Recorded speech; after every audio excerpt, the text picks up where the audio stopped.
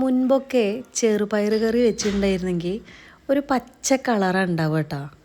പക്ഷേ ഇപ്പോഴത്തെ കാലത്തെ ചെറുപയറിൻ്റെ വ്യത്യാസം കൊണ്ടാണോ എന്താണെന്നറിയില്ല, കറിക്ക് പച്ച കളറൊന്നും അങ്ങനെ കിട്ടാറില്ല. ഇന്നിപ്പോൾ ഒരു ചെറുപയർ സ്റ്റൂ ആണ് കേട്ടോ. പിന്നെ വെച്ച് വെച്ച് പഴങ്ങിയത് കൊണ്ട് ഞാൻ ഭയങ്കര ആഡംബരമൊക്കെ ആയിട്ടാണ് ഉണ്ടാക്കുന്നത്. ക്യാരറ്റും പൊട്ടാറ്റോയും സവാളയും ഇഞ്ചി വെളുത്തുള്ളി എല്ലാം ഇട്ടിട്ടുണ്ട് കേട്ടോ.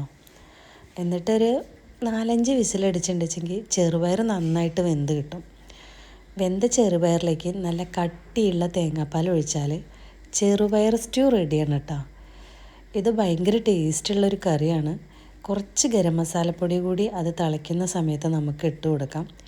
അത് കഴിഞ്ഞ് കടുകും വേപ്പിലയും ഇട്ടിട്ട് വറുത്തിട്ടാൽ കറി റെഡിയായി കേട്ടോ. അപ്പോൾ കറി റെഡിയായ സ്ഥിതിക്ക് ഇനി എന്തെങ്കിലും കൂട്ടിയിട്ട് കറി അങ്ങോട്ട് കഴിക്കുക.